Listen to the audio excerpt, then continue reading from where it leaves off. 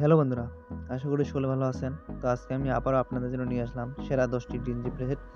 আর এই প্রেসেটগুলো ডাউনলোড করতে হলে আপনাকে অবশ্যই ৪ সংখ্যার একটি পাসওয়ার্ড সংগ্রহ করতে হবে। আর আমি যেকোনো অংশে এই ভিডিওর পাসওয়ার্ডটি দিয়ে দেবো। আপনারা ভিডিওটি থেকে পাসওয়ার্ড সংগ্রহ করে তারপর প্রেসেটটি ডাউনলোড করে নেবেন। তো বেশি কথা না বাড়িয়ে চলেন ভিডিওটি শুরু করা যাক। তো প্রথমে আপনি ডেসক্রিপশন বক্স থেকে প্রেসেটটি জিপ ফাইলটি ডাউনলোড করে নেবেন। তো জিপ ফাইলটি ডাউনলোড করার পর আপনারা যেখানে জিপ ফাইলটি আছে সেখানে দেখে নেবেন। তো আমার জিপ ফাইলটি যেখানে আছে আমি যাচ্ছি। এখান থেকে আমি ফাইলসে ক্লিক করে দিলাম। তো ফাইলসে ক্লিক করে দেওয়ার পর যদি আমি ফোন মেমোরিতে যাই, তো ফোন মেমোরিতে যাওয়ার পর আমার দেখেন এই ফোল্ডারে জিপ ফাইলটি আছে। এটা হচ্ছে জিপ ফাইলটি 48 এমবির। তো এখান থেকে যদি আমি ব্যাক দেই, ব্যাক দিয়ে আপনাকে জিপ ফাইলটি আনজিপ করতে হলে অবশ্যই একটা অ্যাপসের দরকার হবে। আর সেই অ্যাপসটির নাম হচ্ছে জেট আর্চিভার। তো আপনারা এই অ্যাপসটি প্লে স্টোরে পেয়ে যাবেন। তো আপনারা এই অ্যাপসটি প্লে স্টোর থেকে ডাউনলোড করে নেবেন।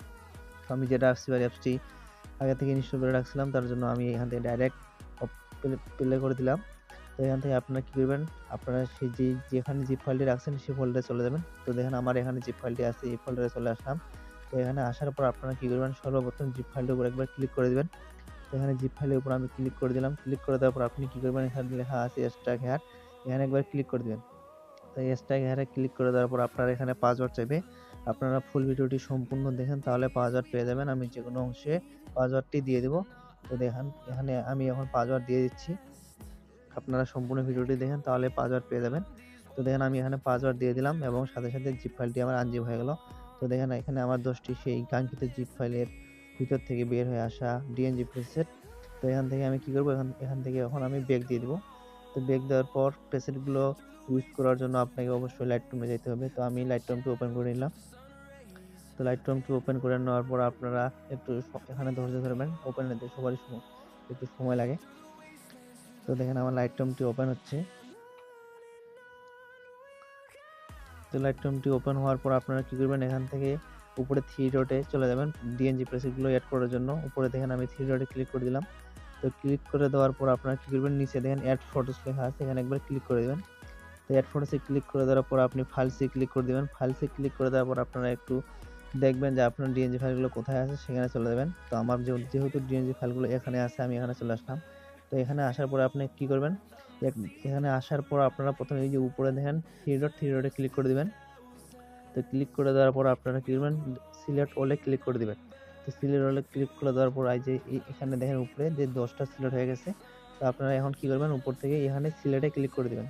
তো এখানে সিলেক্টে ক্লিক করলে আপনার সেই ডিএনজি ফাইলগুলো লাইটরুমের মধ্যে চলে আসবে এবং আপনারা এগুলো সবগুলো ব্যবহার করতে পারবেন। তো এখানে দেখেন আমার সবগুলো আসতে শুরু করে দিয়ে দিয়েছে, অলরেডি একটা আসছে।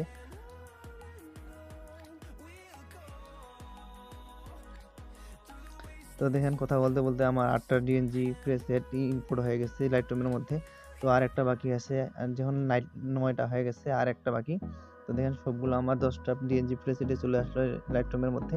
তো ডিএনজি প্রেসেটগুলো ব্যবহার করার জন্য আপনাকে প্রথমে কি করতে হবে, যেকোনো একটা ডিএনজি প্রেসেটের উপর ক্লিক করে দিতে হবে। তো আমি যদি প্রথমেই এই প্রেসেটটার উপর ক্লিক করে দিই, তো প্রেসেটটার উপর ক্লিক করে দেওয়ার পর আপনারা কি করবেন, উপরে দেখেন থ্রি ডট আছে, থ্রি ডটে ক্লিক করে দিবেন। তো থ্রি ডটে ক্লিক করে দেওয়ার পর লেখা আছে কপি সেটিং, এখানে ক্লিক করে দিবেন।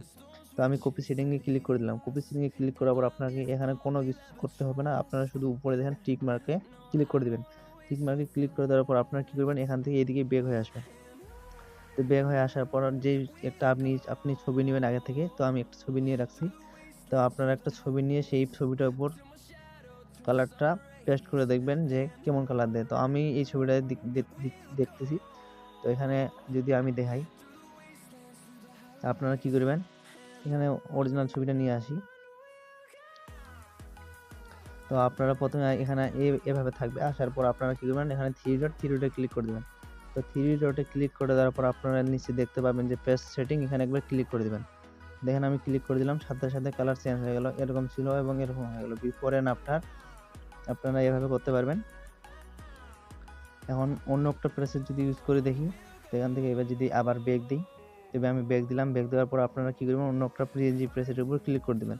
তো আমি যদি এই প্রেসেটটার উপর ক্লিক করে দেই, তো প্রেসেটটার উপর ক্লিক করে দেওয়ার পর সে আগের মতোই আবার থ্রি ডটে ক্লিক করে দিবেন। থ্রি ডটে ক্লিক করে দেওয়ার পর কপি সেটিংয়ে ক্লিক করে দেওয়ার পর আবার উপরে টিক মার্কে ক্লিক করতে হবে।